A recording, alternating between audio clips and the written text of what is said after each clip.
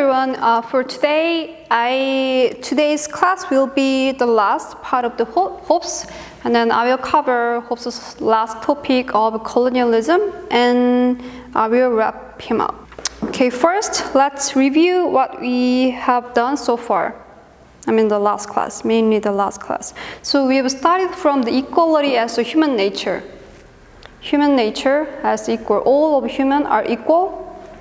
That way, because human all are equal, we have the equal hope, equal desire in attaining the limited goods, which causes sometimes the competition, which goes to, in a worse way, which goes to worsen, to the war. That's why we need a sovereignty, and that's the question, that's how Hobbes raises the question of the necessity of the sovereignty. So this is the first part of the class for Hobbes, and the last class we've covered mainly the right of the nature and the law of the nature. So the right of the nature, mainly it's simply the freedom, the liberty. But our focus was the reasoning embedded in the law of the nature. Then in what ways? The law of the nature is, if the right of the nature is the matter of the liberty, our freedom, then the law of the nature is the matter of the obligation. What's mandated not to do, or what's required to do for our own good. But this law of the nature, and Hobbes goes further to develop this law of the nature in order to draw a general rule. General rule, not just for me, not just for you, but for all of us. For all of our security and all of our peaceful life, we need to make a general rule. So this is the process of Hobbes' reasoning. And Hobbes goes further of this reasoning, through this reasoning. Because the general rule, without the power, without authority, it would be only the words. So that means the general rule or the covenant without the power, without the authorial power, it would not be enough. So this is where the sovereignty comes in. This is where the sovereignty becomes necessary for all of us, the security and peace for all of us. So this is what we've covered last class. Today, I will move on to the topic of Hobbes' colonialism. To do so, I'd like to introduce this frontispiece on this book, which we didn't read. The title of the book is The Citizen, but I think at least for now, it's okay for us not to read it, because we today only here for focusing the colonialism. And for this picture is actually highly allegorical. And to interpret that allegory embedded in this picture, we need to more specifically unpack. If you see this bigger version of picture, you can grasp at once these two different figures. If you look at more closely, these two figures are different from each other in a more detailed way. There are actually four elements that can be compared between these two figures. First of all, the left one. For me, it's right one, but anyway, so that left side means this figure, and that right side figure is this one. So please don't be confused. So this symbol symbolically represents the England, or more representatively Europe. And the figure is crowned on the top, as you see over there, crowned and robed female figure. On her hand, there's a sword over there, and there's this scale for justice, maybe through the reasoning, justice achieved, earned through the reasoning. And if you see this letter, imperium, but I'm not sure about this pronunciation, that's because it's Latin that I have never learned. Sorry about that. Anyway, this imperium means the absolute power, perhaps the sovereignty. So this way, that figure symbolizes European sovereignty, or English sovereignty, who has the capability of not only the reasonable justice, but also the power. Then, can you look at this figure? This figure symbolizes the America, the savage people. If you see this letter, libertas, it means freedom. So for this contemporary era and age and this society, we have very positive impressions on this word, freedom. Human, as an individual, we all have the freedom. But for Hobbes, freedom doesn't mean all the time good, because freedom is the main cause of the war, that unlimited freedom. So that way, libertas means freedom is another element, another symbolic element of these savage people of America. She has a bow, this one, and a spear, that one. Merely means weapon. If that sword is the power, this spear and bow mean the weapon for the war, for the fighting.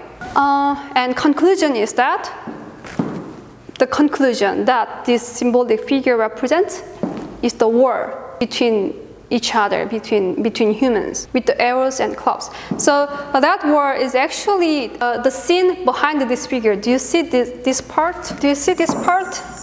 The scene behind this figure? This is the scene of the war in which people are fighting each other. And do you see this scene behind this symbolic European figure? This is the harvest scene.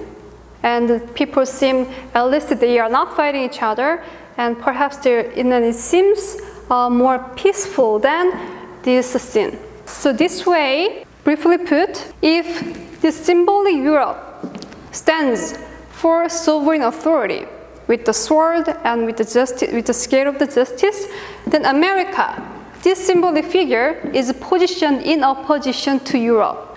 Means that a realm of unfounded freedom, libertas, and savage disorder. This is actually very important and fundamentally important conclusion. Why?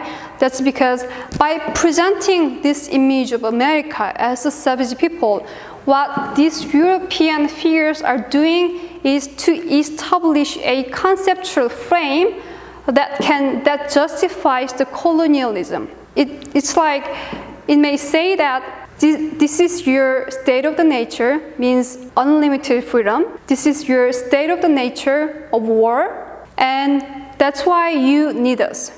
That's because we can make you civilized with our reason.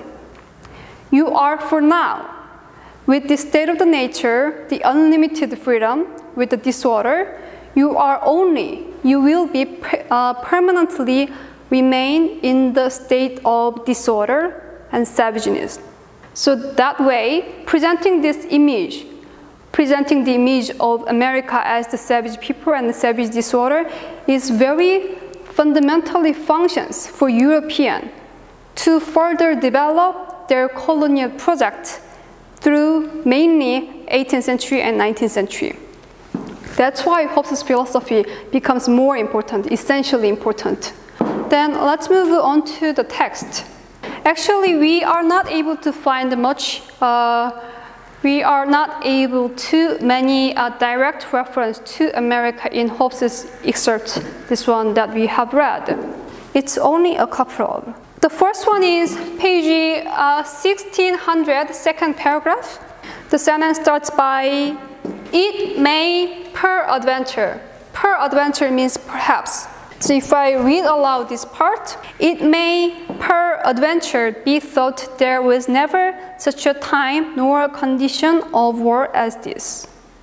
And I believe it was never generally so or over the world. So perhaps you may think that there's no condition of this type of war, and I believe so.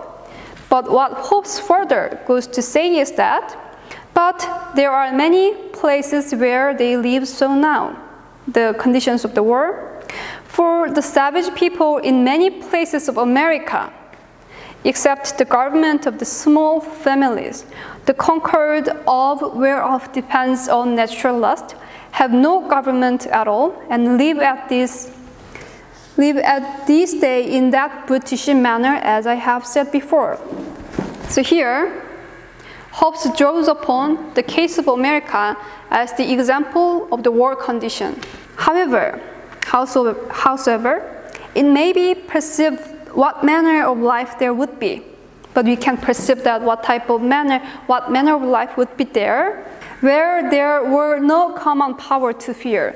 We can perceive that what manner of life would be there if there's no common power to fear. We can imagine that. By the manner of life which men that have formerly lived under a peaceful government.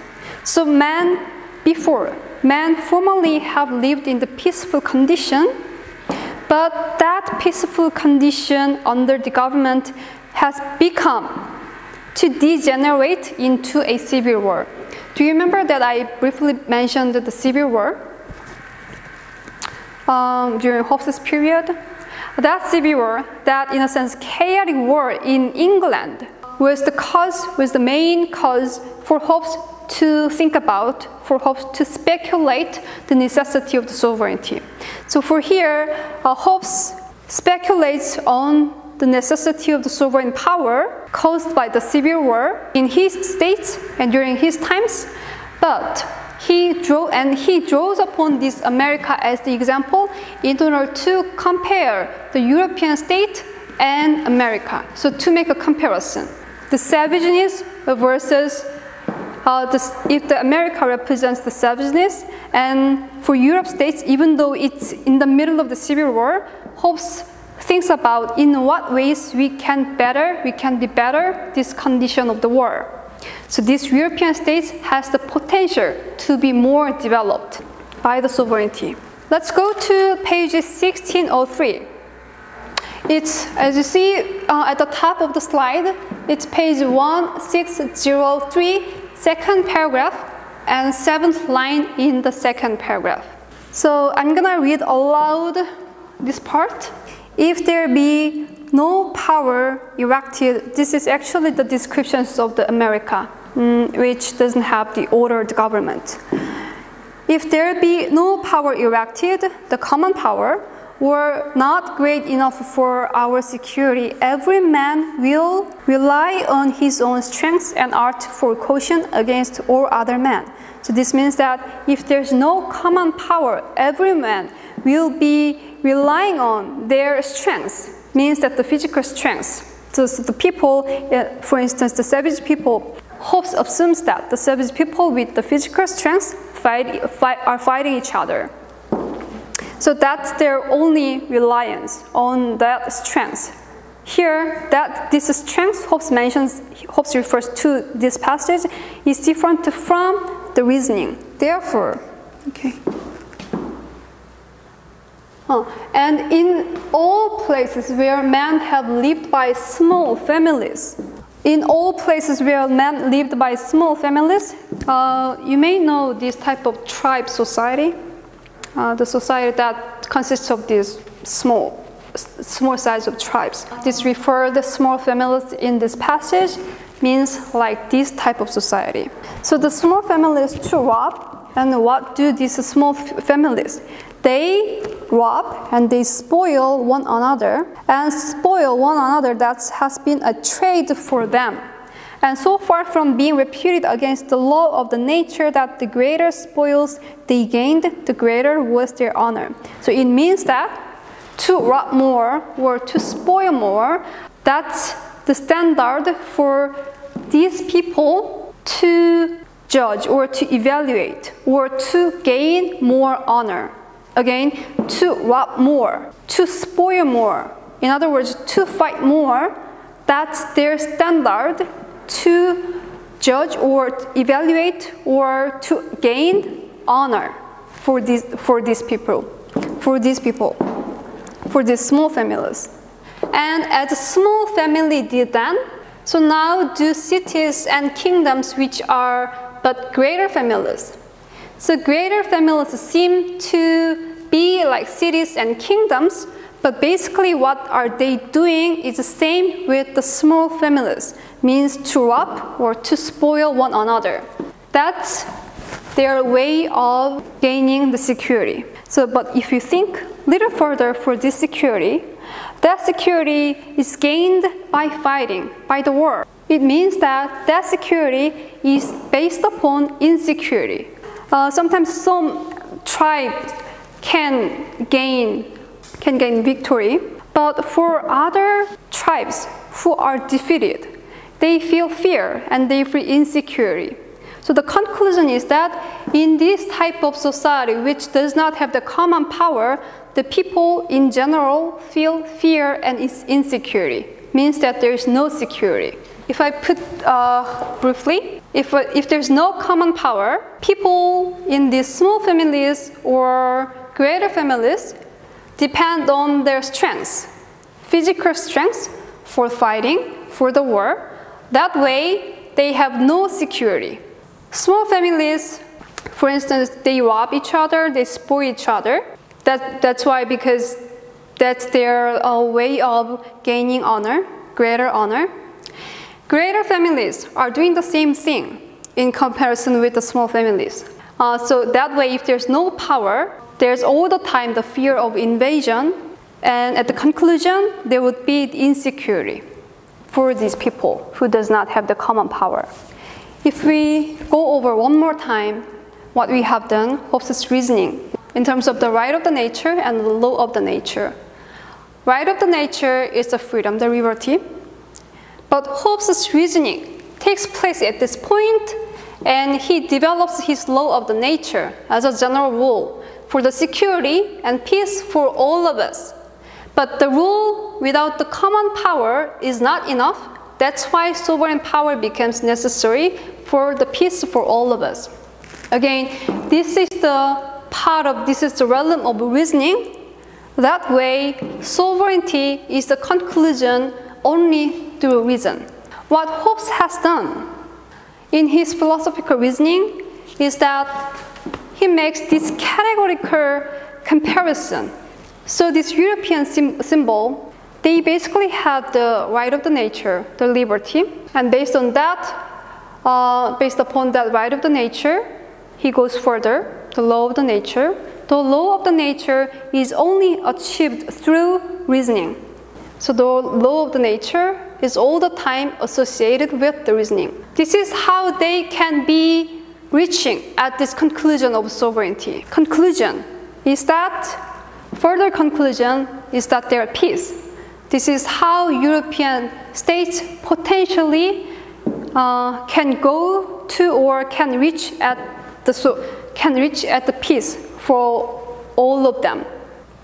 And to do so, to make that conclusion of peace, they need the reasoning, and that reasoning leads to sovereignty. What Hobbes has done for this symbolic figure of America is that I may not be able to say that Hobbes assumes the right of the nature for the America. That's because the right of the nature is very necessary phase before the law of the nature, means the reasoning. So Hobbes may not allow to use that right of the nature for these America people. That's because the right of the nature is staged before the reasoning. Hobbes finds that only the state of the nature, the unlimited freedom in these American people, these indigenous people.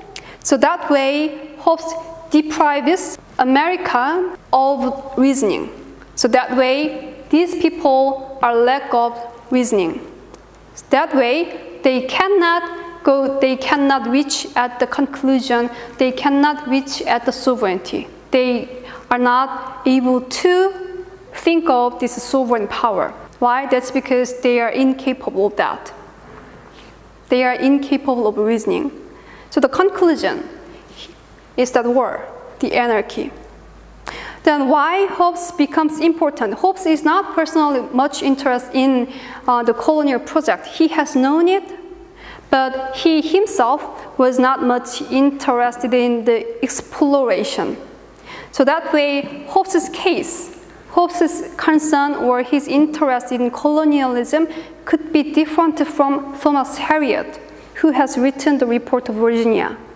Then why does Hobbes, who did not much mention about the colonialism in this text, becomes important for us to understand the colonialism in general? That's because of his influence. For England and other European states, Hobbes' philosophical reasoning from the equality, human equality as the human nature and the condition of war and the sovereign power and the peace as the conclusion, Hobbes' philosophical reasoning such that provides a rationale, means a conceptual frame of the colonialism that can justify their colonial project. So in this rationale, it may say that it may argue, it may claim this civilization of the savages means that without them, the savages will permanently remain in anarchy. So by drawing upon this philosophical reasoning of Hobbes, the European may claim that you may claim to the American that you may need us because we are capable, we have the capability to make you civil, to make you civilized. So that way we can save you from the anarchy, the permanent anarchy. That's their rationale. So England, with the philosophical justification of the colonialism, you need us because we can make you civilized. Without the philosophical justification of the colonialism, England and other European states, which became later countries, could expedite their colonial project in 18th and 19th century. This is a kind of the broader background of how England in the late 18th century and 19th century became the empire throughout the globe. Okay, this is how I wrap up Hobbes for today. And for next class, please finish reading John Dryden's excerpt from Annus Mirabilis. It's page from 2085 to 2086. Thank you for today's class and have a good rest of the week.